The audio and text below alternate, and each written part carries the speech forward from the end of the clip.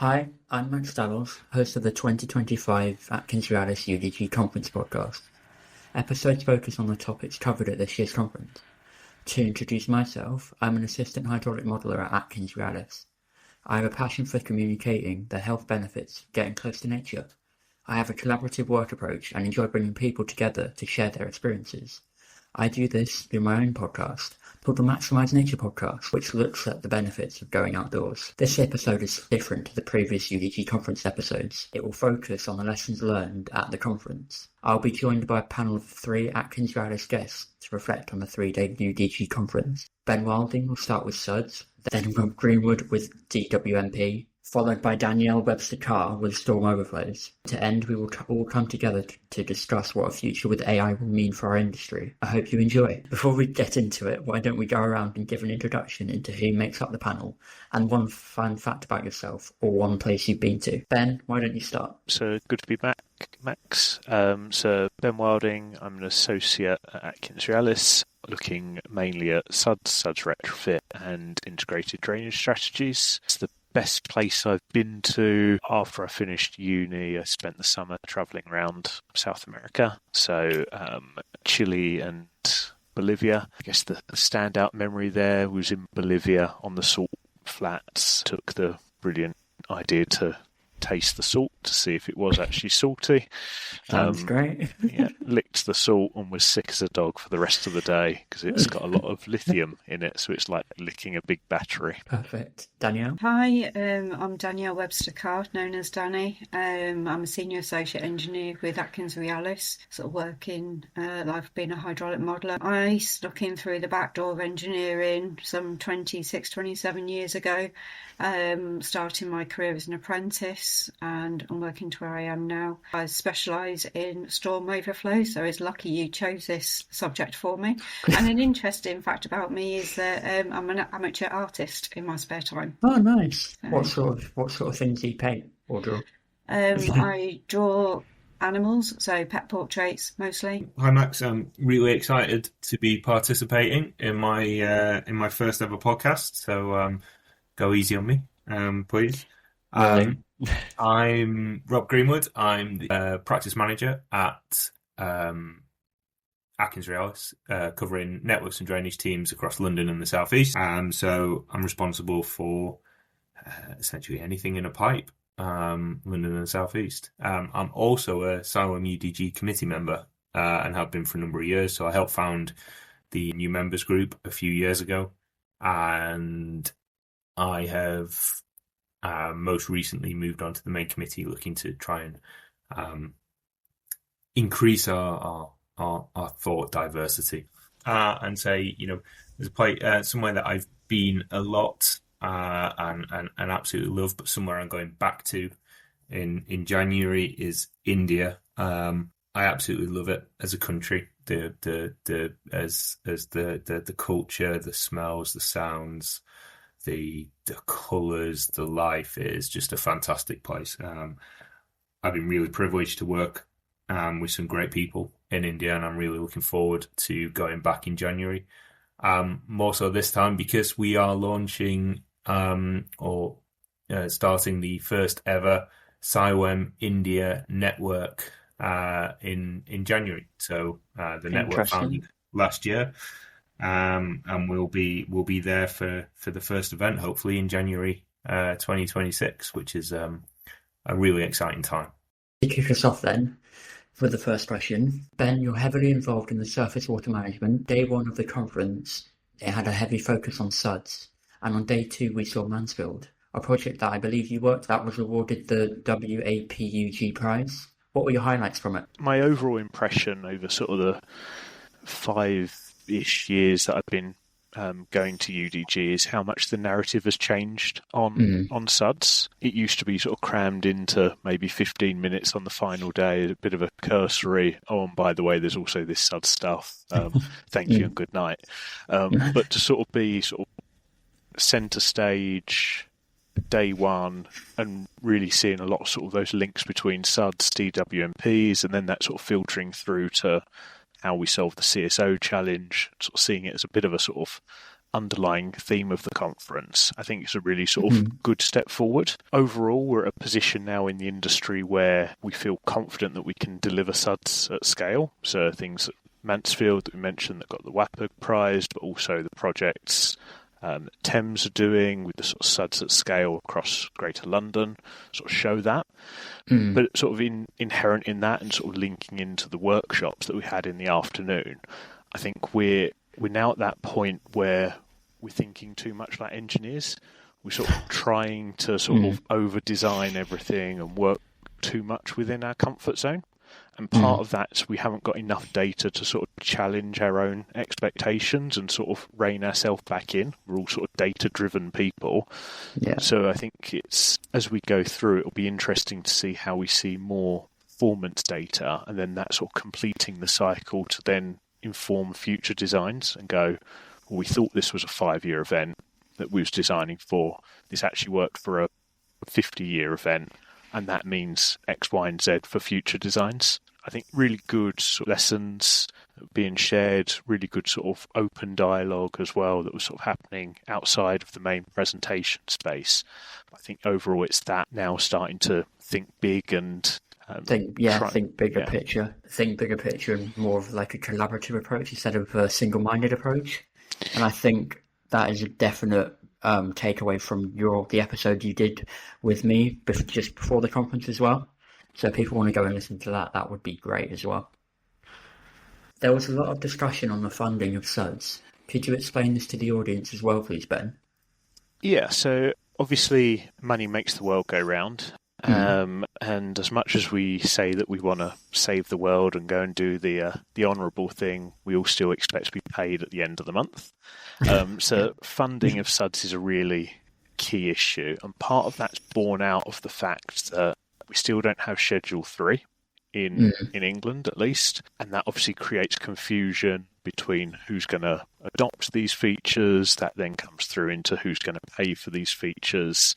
And ultimately, how do we get these schemes off the ground? So there was some good discussion around some emerging work that's happening in Thames Water with the GLA about creating SUDS credits, which are sort of similar to biodiversity net gain credits, where you could effectively build more attenuation on your site and allow others to plug into that to sort of create that cumulative benefit and sort of trade. So areas at higher surface water flood risk would have more of an incentive financially for others to contribute into. So that's really good. Equally, there were schemes like the SUDS through Streetworks schemes that were mentioned, which looked to reward sort of utilities undertakers in when they dig up the road. Well, you've already dug up the road, so you may as well put a rain garden in at the end if that sort of correlates with areas of surface water risk.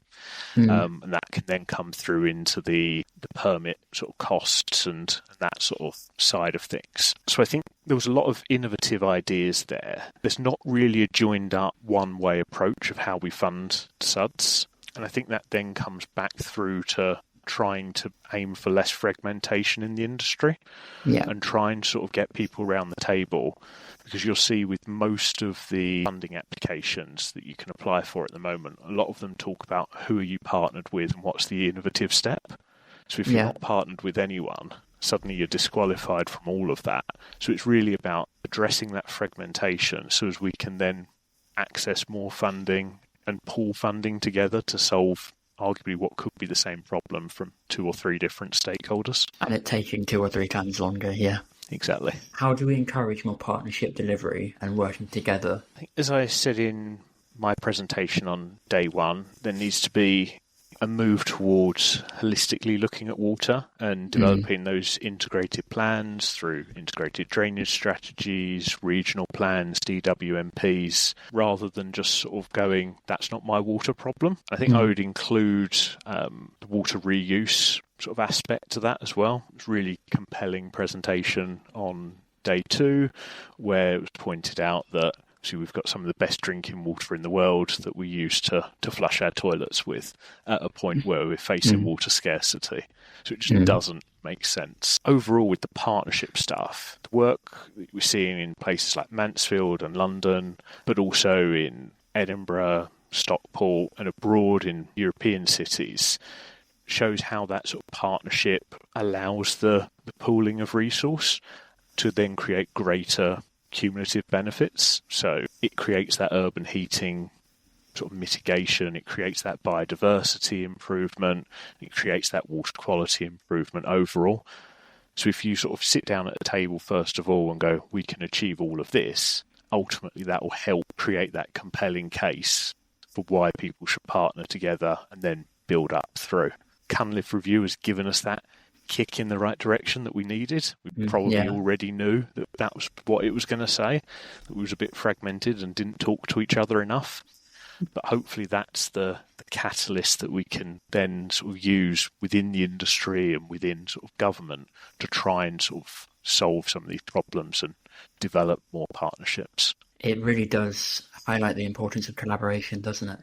Rob, the afternoon of day one looked at DWMP's workshop that I believe you helped to facilitate.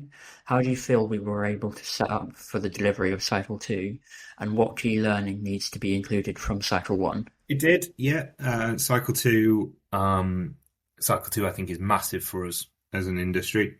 The new guidance, the scale of ambition in the new guidance, there's no hiding away from that. Resourcing is going to be a challenge, particularly when we look at delivering Cycle 2 of DWMP in parallel with record unpaid capital investment as well, which is already, taking quite a demand on resources across all of our respective organisations.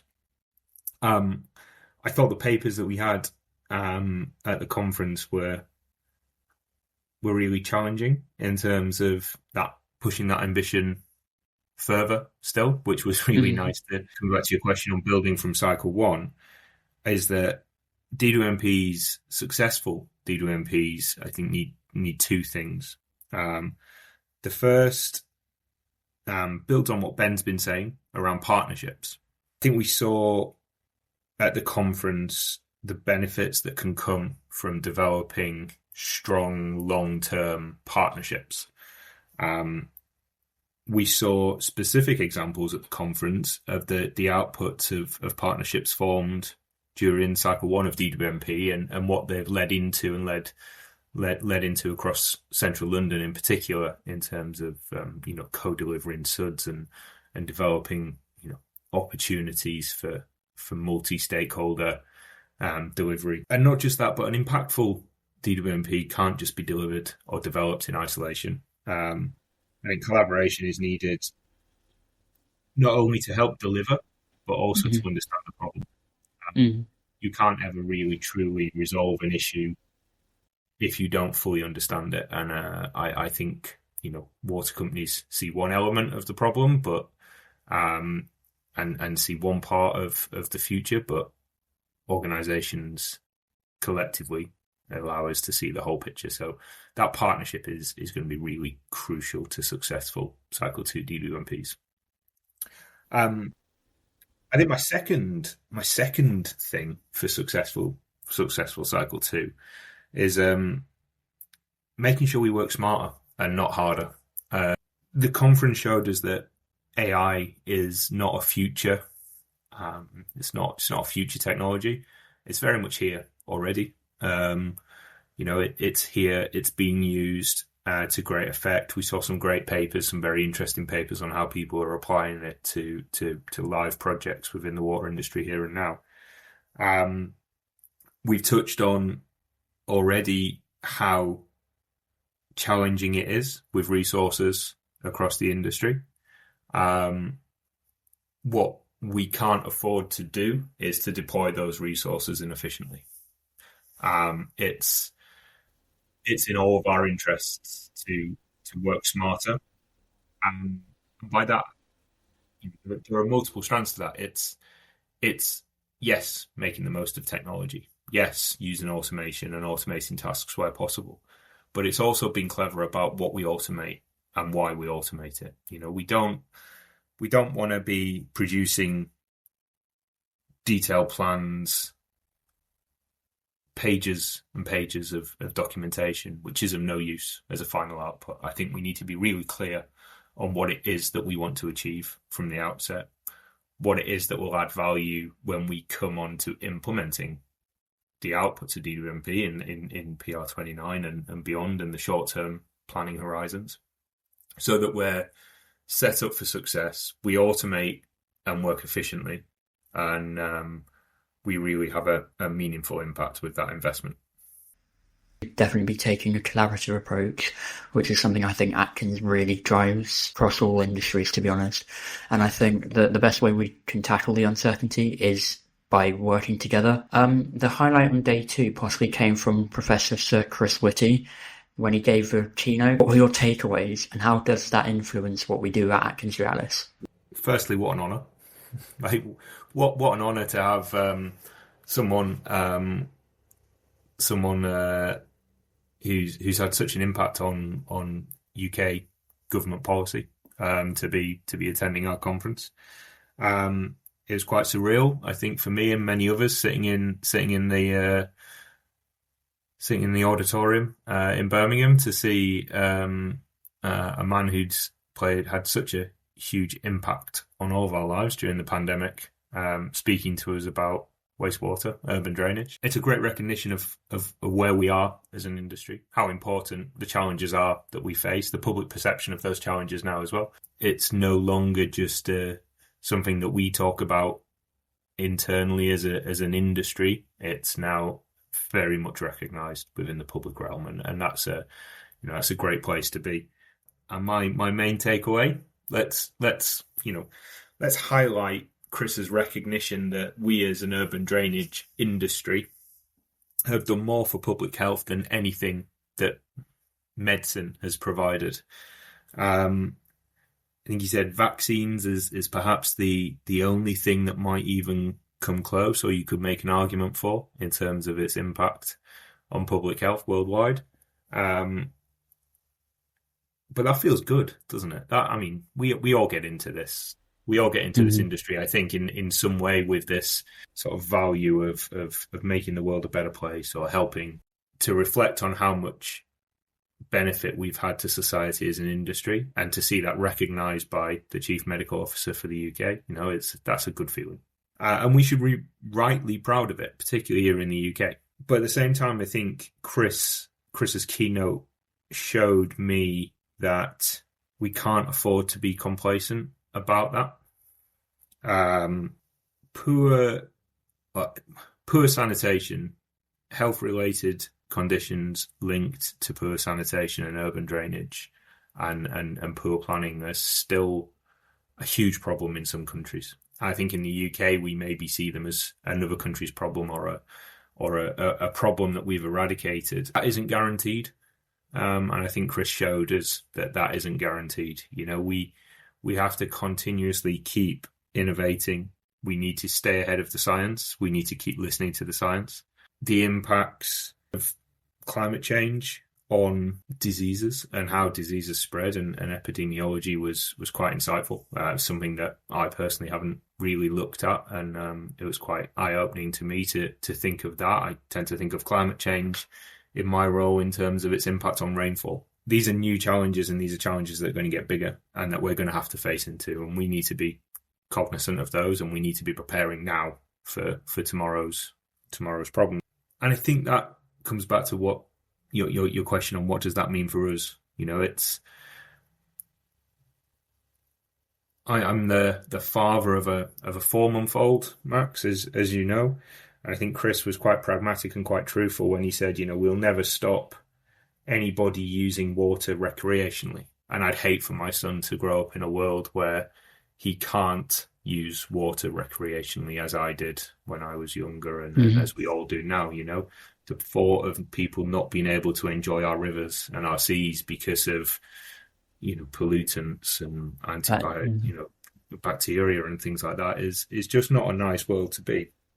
There is a long way to go, but I think it's quite exciting that we are at the forefront of it, but we're also coming up with new ways and new initiatives to try and tackle it. Danielle, Day 3 had a storm overflow focus, something that's a big issue for communities at the moment, especially with pollution and what Rob was saying with COVID, etc. What were your key takeaways from our projects? Yeah, well, I mean, one thing that's really evident is just the sheer scale of the problem that we're facing at the moment with the overflow spills and actually trying to reduce those spills. And it's not just one or two regions, it's not just one or two water authorities, it's a UK-wide problem. It's that there's just so much to do. But that said, isn't it really exciting time to be in the industry, just to be able to make a difference and be involved and make that change? There's a lot of industry pressures going on, that's not great. It's resulting in some really creative and innovative approaches to how we tackle our day-to-day problems. So whether it's thinking differently about how we work together, or whether it's using different tools or different approaches to modelling, it's just a really exciting time. One of the good things that we saw was the clever use of AI, certainly for optimising solutions. So this affects us certainly in our development of reducing spills, and it's just saving modellers a huge amount of time. So the AI software can rationalise solutions in a matter of minutes or hours, whereas ordinarily it would just take us days or weeks just to optimise these solutions, carry out the cost-benefit analysis of that, allowing the modeller to really focus their time and energy in the right places, looking at where those biggest benefits can be. Some really clever solutions like controlling the flows within the networks as well. So instead of just thinking about new solutions, actually how do we maximise the existing capacity? So make the most of that and therefore reducing the spills and the overflows, and reduce the need for storage in the first place. So reducing that carbon footprint at the same time. And that was demonstrated by Centaur, which was, absolutely fantastic. We also saw some great new surveying techniques, which is capturing clearer data, which again is really helpful when you're just trying to understand actually what's the root cause of some of these problems in the networks. One thing that I did get the sense of, and I think, Ben's already alluded to it as well, was that there was a lot of talk around reducing rainfall from getting into the sewer system in the first place, and therefore reducing the demand on the networks and reducing the spills at the overflows. From this, there was obviously talking about the catchment-wide SUDS options, which was really good to see that real sense of collaboration between everybody. And then there was the groundwater infiltration removal. Again, a big problem with our sewer networks. We're treating water that really shouldn't be in the system in the first place. So looking at how they're doing that was really good. The one that I liked the most was actually not using the drinking water for flushing the toilets, which is what Ben mentioned. It seems like such an obvious thing of why are we doing this? Seeing the ideas of actually how do we harness that rainfall at source and store it and actually use that then for things like flushing the toilet or, irrigating your garden or whatever. It seems like such an obvious idea. I'm surprised it's not been done before. But actually, is this going to be the next big thing that the developers now have to think about? They now have to make sure they've got separated sewer networks and SUDS where possible. I think the key there is efficiency is king. Because in order to try and battle anything that we may face, we need to be efficient. What are some of the challenges we face when working in the design and delivery stages of storm overflows? Traditionally, time has been our biggest enemy. Just never enough time. You've got the reg dates that are set there and you think you've got a lot of time, and then suddenly, after spending a while trying to understand the root cause of your problems, that reg date's just around the corner and you've got the sort of the design engineers and the construction workers, sort of banging the drum going, we need to get a move on. And so time pressures have really been a big enemy, big challenge. Obviously, you do need to get to the root cause of the problem and you need reliable enough data. So all that takes time. You need good data to go into your models to get good outputs, rubbish in, rubbish out. And when you think you're spending millions off the back of this, it is important. And then another challenge historically really is communication, or lack of. Certainly between sort of with our clients in the inter-departments, of just trying to get people to communicate with each other and get on the same page, or, you know, just work together for the same goal. Yeah, I just think it's just been a bit sort of clunky in the past. But the one thing that really sort of came through this year was actually there's been a shift in approaches. You know, United Utilities demonstrated this, was they've really sort of changed about the way they operate. And I know this firsthand because I've worked with them for the past couple of years, and so seen it for myself. But they've asked the sort of question, how can we get projects through feasibility quicker? So that's literally from the sort of, you've got your model fit for use, how do we then develop those solutions into something that's actually feasible then to carry on forward and actually construct? And there's a lot of collaboration that needs to go on in that stage. So they've streamlined it all. They've created milestones, and basically just getting a lot of people on board earlier. So it's just getting decisions agreed quicker, getting everybody on board sooner, so then there's no surprises later. Any site constraints can be understood much earlier and then sort of designed out. And it just helps the overall process. With the Mansfield Sustainable Flood Resilience Project, they had a challenging programme where they had 4 years to complete from site selection, design and construction. And so Severn Trent had made sort of quite a bold decision, really. It's just to undertake modelling of the SUDS interventions after they've actually constructed them. So it's a model later approach, which is something that's quite unusual. And actually, I get it. It's a way of actually just getting something done now, assess later, and then just see what additional approaches you may need to take. But at least it gets something done now, but it's also public perception. The public can see that you're actually making an effort and trying to do something and adjust things quicker. It's showing that you're being active, because when we're sat behind our computers for 18 months building a model, the public aren't seeing all that hard work that's being done. And then Thames Water, they were carrying out a ground infiltration study, and they decided to speed up their process, was actually using existing data that's already there, that's already in the public domain as well, which was good. And their sort of approach was the plan, do, check, act approach. So they're basically using that sort of data that's available, getting out there and, again, doing something. The public can then see you doing something. By some effective monitoring after that, let's just see then, you know, what's still in the system, and then you can then put actions in after that, and then respond accordingly. It sounds like the industry is really taking a different approach of being a lot more proactive and really conscious about public perception as well. I think it stems really the importance of collaboration, not only within our industry itself, but with the public as well, because we want to keep that relationship as positive as possible. So there's a lot less pressures. To end, I think it's really important to discuss how AI and machine learning will play a role in the future of the water industry. Day 2 had a focus on digital and maximising the use of AI. Dan Pearce, for example, won Best Paper for his River Deep Mountain AI, which I, by the way, think is a fantastic title. What role do you all see AI playing in our work going forwards? I don't think we can deliver against the challenges that we face without using AI, machine learning, and sort of an increasing library of digital tools.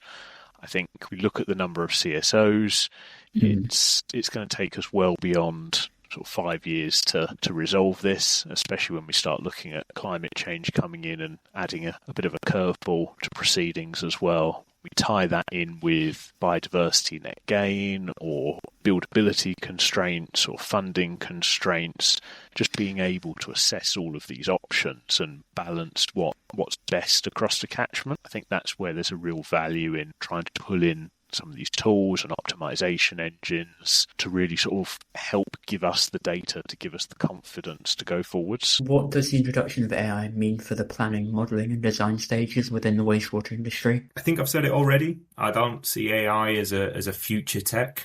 You know, I think it is, we saw great examples of how it's being used now. For me, I think there are 2 core benefits at the moment. You know, we're in a resource constrained industry.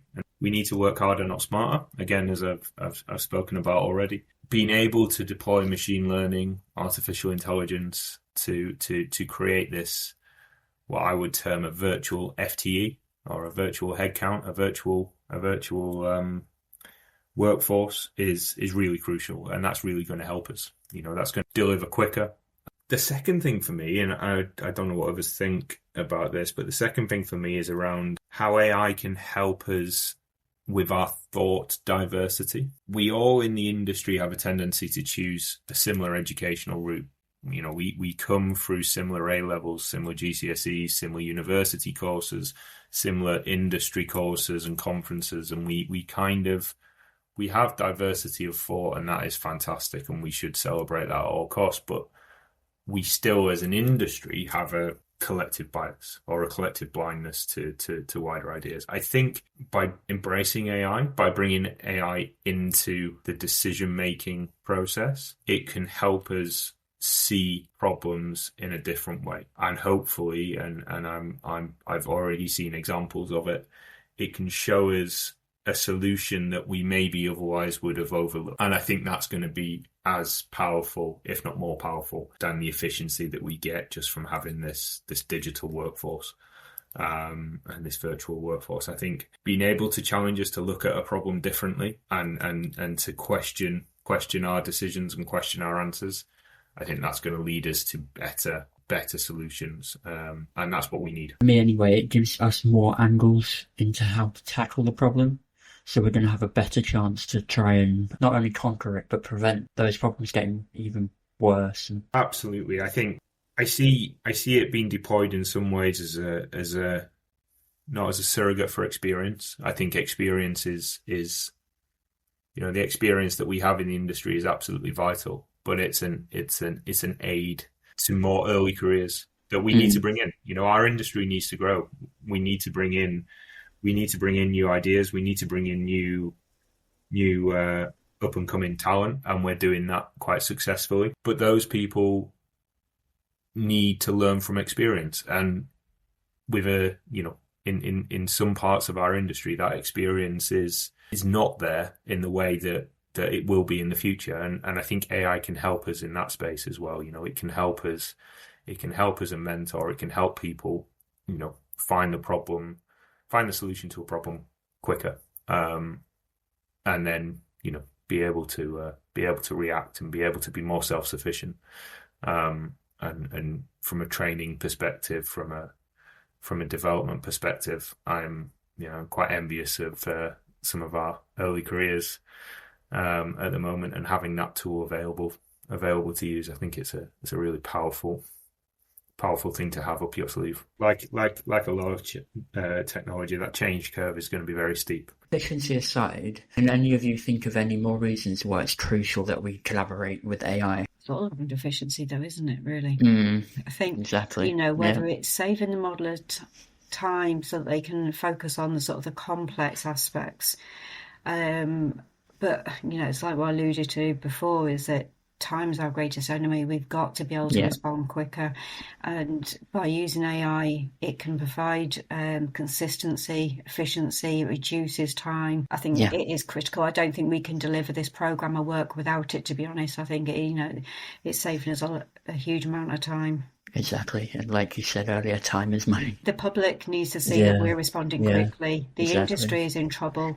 The public perception of the industry is that we're not doing very well. There's already talk that about whether it becomes back in the public ownership, and that sort of scares the life out of me. But they're just not seeing the good work that we're doing, and we are very capable, but we need to respond quicker. And I think that's the thing. The public's very impatient. We're very much in we need to see results now. And the media don't help that with the way that they're constantly scrutinising the industry. It's in the public's faces every single day on social media, on the news. So we just need to be able to respond to that as an industry. I think for me, building on what both you and Danny have both said there, AI and machine learning gives us the capability to focus on what we need to as engineers as well. We're talking about partnerships and working together and getting diversity of thought. The programs to deliver our work aren't going to stretch out to enable that to happen. So we need to sort of have that smart approach to build that time into our programs and allow us to do it and go and speak human to human, so as we can build that trust back into our industry and into the profession, and sort of try and move that forward, sort of safe in the knowledge that we can still crunch the numbers, we can still provide the evidence, we can still do everything we need to as a sort of science-based profession. Thank you guys for coming on the episode. It really has been insightful for me as someone who's relatively new to this industry, and the audience as well. Thanks again for coming on. Thanks, Max.